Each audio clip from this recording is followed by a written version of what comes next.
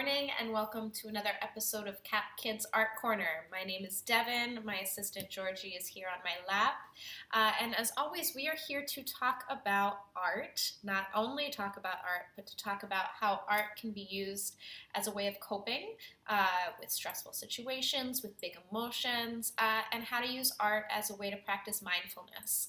Mindfulness is being in the present moment and paying attention to our five senses. I am a huge fan of talking about the five senses as a way to talk about mindfulness. So let's do a quick review of those five senses.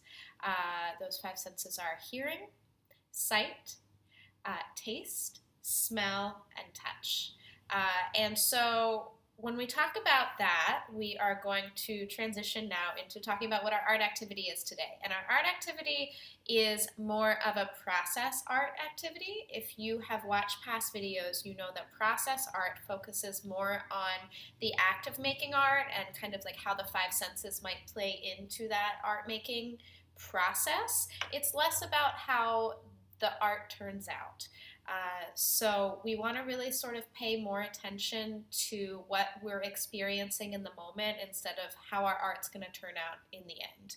So before we get into our activity today, which is salt painting, we are, as always, going to go through a brief breathing activity to make sure that our minds and our bodies are ready to make art. And I have a new one for us today. This is called balloon breathing.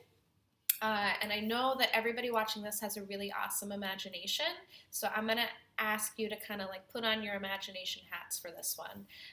So pick a color, any color you want. Maybe it's your favorite color. And I want you to imagine that you have a balloon. It's not blown up yet, but you have a balloon in that color. And what we're going to do is when we take a deep breath, we're just going to breathe in. And when we blow out, we're going to imagine that we are blowing into that balloon and we're making that balloon bigger. And we're actually going to use our hands to imagine how quickly that balloon is blowing up. And then after that, we're going to let the balloon go and we're going to kind of imagine what it might look like to blow away. So this is turning on both our imagination and our breathing. And those are two tools that are really, really great to use whenever we want to calm down or whenever we just want to kind of check in with our breathing. So let's grab our balloon. I think my balloon's going to be red today. And we're going to take a deep breath in and out.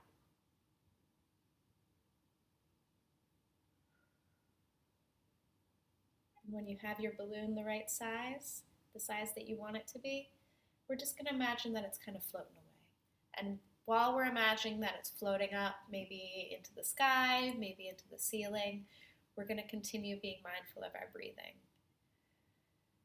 Maybe we're not taking super deep breaths, but maybe we're slowing our breathing down a little bit.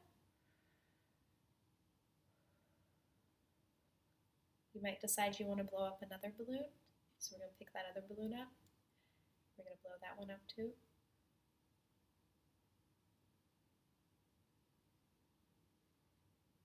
And we're going to let that one go too. We're just going to sit with it for a minute and imagine watching that balloon going up into the sky. Whew. You know, it's always funny. I feel like I always feel a lot more relaxed whenever I do these breathing activities, and I always think I'm relaxed beforehand. And then I'm like, oh, I'm even more relaxed now. So it's kind of a nice surprise about like how powerful our breath can be. All right, so now that we're in a calm space and we're ready to get into our process art today. So what I would like you to grab is I want you to grab a thing of salt, some glue. You might want a paintbrush. It's kind of optional. I'm going to recommend it though. Some water, because we're going to be tapping into our watercolor paints again. I did a video a while ago about how to make watercolor paint, and all you really need for that is water and food coloring. So you will also need your food coloring. You will need paper. I recommend thicker paper because we're going to be using glue and salt on it, and a craft tray, or maybe like some newspaper underneath you, because we will be pouring salt and that could get messy. So I'm gonna get all of my materials organized. I'm gonna give you guys a chance to grab materials, and we'll meet back here in a second to do some salt painting. All right, so we are ready to get into our salt painting. So the first thing that we want to do is we want to grab our paper and we want to put it in our craft tray, because eventually we're going to be dumping the salt out, and this will catch the salt and therefore make less of a mess. The next thing that we're going to do, we're just going to grab some school glue. And you know me, I'm usually, if you know me, I should say, I am typically a fan of abstract art. So that's exactly what I'm going to do. First I'm going to move this so you can see what I'm doing. Here we go. I'm just going to kind of make some shapes, some squiggles with my school glue. If you notice, I am just doing one sort of like long squiggly line. You don't necessarily have to do that. You can do it however you like. You can also draw a picture with your glue. That is totally up to you because you are the artist. All right, so the next thing we're gonna do, and this is probably my favorite part, you're gonna grab the salt and you're gonna pour that salt all over that glue, all over the paper. More is better, honestly, so don't feel like you can put too much salt on. All right, so once your salt is pretty well covered, you're going to pour that salt out onto the craft tray, and here you have nice kind of thick lines that are covered in salt. So I'm going to come back here for a second. Let's take a second and tap into our 5 senses. I'm going to ask you to use your sense of sight. So take a look at your paper. Take a look at how you are seeing the shapes that you made, how you're seeing the salt connecting with the glue. Notice that it might be kind of textured. Notice that it might be kind of raised. And you also might want to notice the kind of noise that the salt made whenever you dumped it out. So as always, we want to practice our mindfulness whenever we're making artwork, especially when we're doing process art, because that's kind of the point, right? All right, so the next thing that we're going to do is we are going to grab our food coloring. Now, I had mentioned that we might use a paintbrush, and that's only because we might want to make some watercolor paint, but you don't necessarily have to. I'm going to show you how to do both of those things and use this in the art making process, okay? So let's just start with what we need our food coloring for. So I'm going to grab my purple food coloring. And this is my favorite part. So let's be really mindful and let's really pay attention to what happens next. So I'm going to bring this back down. Make sure you can see it, okay? So you're going to drop that food coloring right on the salt.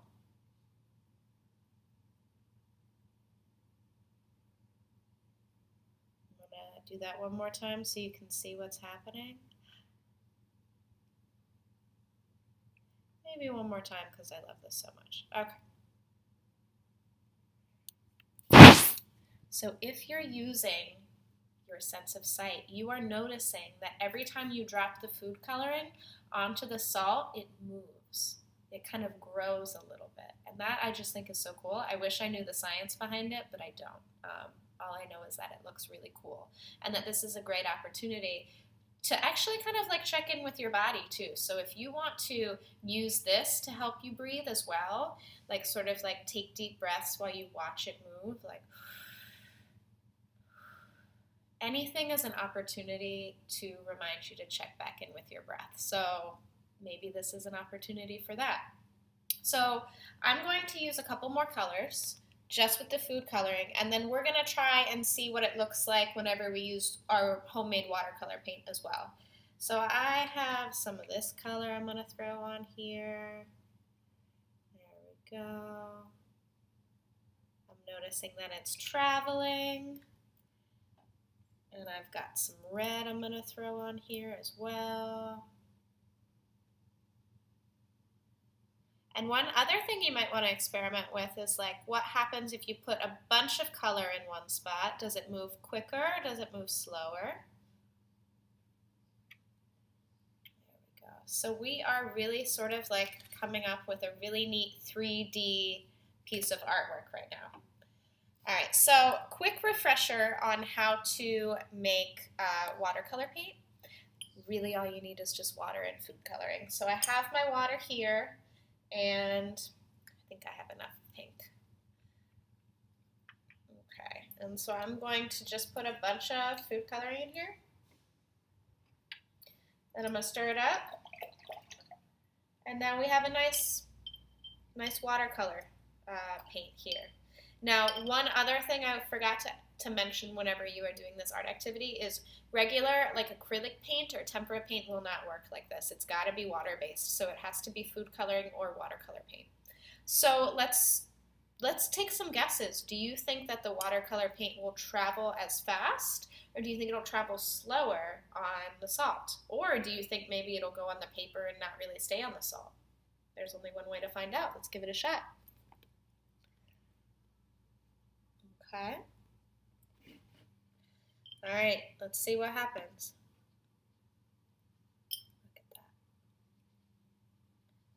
So what I am seeing is that it travels, but the fact that it is watercolor paint and we have a paintbrush also means that we can control where it goes a little bit more. So I feel like I'm going to go off the page a little bit, and I'm going to add some cool colors where there isn't any salt, just to like play with the contrast a little bit. And I'm really liking this kind of like cotton candy color too, so I'm going to fill it out here as well. All right. There we go. So because this is process art, you know I'm going to ask you what you are seeing and hearing. And if you listen really carefully, whenever your brush touches the salt, it makes kind of a mush noise. Like, it reminds me of the noise that it would make whenever I would step in snow as a kid. And I'm wondering what other of your five senses you're experiencing right now. Are you noticing how the colors are running together? Are you seeing that? Are you taking a moment to listen to any of the noises that you make whenever you create art? Maybe you hear the paintbrush tapping against the glass.